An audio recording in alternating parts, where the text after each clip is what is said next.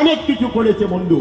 আপনারা সবাই জানেন, এর আগের মিটিংয়ে আমার ছোট ভাই তারেকও বলেছে যে আগে আমাদের এখানে কোনো জব্বার হাটও ছিল না, কোনো এবিএম হাটও ছিল না, কোনো কারবারও ছিল না।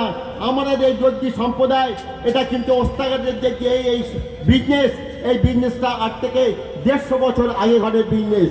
এক সময় আমাদের দাদা পদ্দাদারা আমি শুনেছি যে ওই হাওড়া হাটে যেত, তারা গরুর গাড়ি নিয়ে তারা মগরিবের সময় বার হয়ে যেত, আর ভোরের বেলায় গিয়ে বন্ধু ওই হাওড়া হাটে কিংবা শ্যামবাজার হাটে ওরা গিয়ে পৌঁছাতো।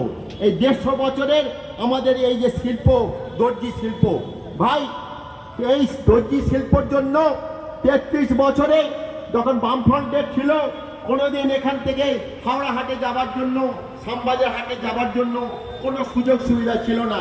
এই খালেক মোল্লা তখন কংগ্রেস করতেন এবং আমাদের দর্জি ভাইদের নিয়ে তিনি অনেক কষ্টসাধ্য করে এখান থেকে আউটলাইন বাস চালু করেছিল। এবং আপনারা অনেকেই জানেন যে এখান থেকে অনেক আউটলাইন 12 নম্বর বাসে করে আমরা সেই সময় এই বটতলা বা আমরা বদরতলা থেকে আমরা হাটে যাওয়া আসা করতাম। এটা কিন্তু একমাত্র আব্দুল খালেক মোল্লার প্রচেষ্টাতেই হয়েছিল সেই সময় বন্ধু। অন্য কারো ওই সিপিএম এর নেতা, সিপিএম এর যে সমস্ত লোকেরা বড় বড় কথা বলছে যে আব্দুল খালেক মোল্লা কি করেছে বন্ধু, এগুলো কিন্তু তাদের প্রচেষ্টায় হয়নি। তাদের প্রচেষ্টায় কি হয়েছিল বন্ধু? তাদের প্রচেষ্টায় শুধু কমরেডদের পকেট ভোট করতে হয়েছিল বন্ধু।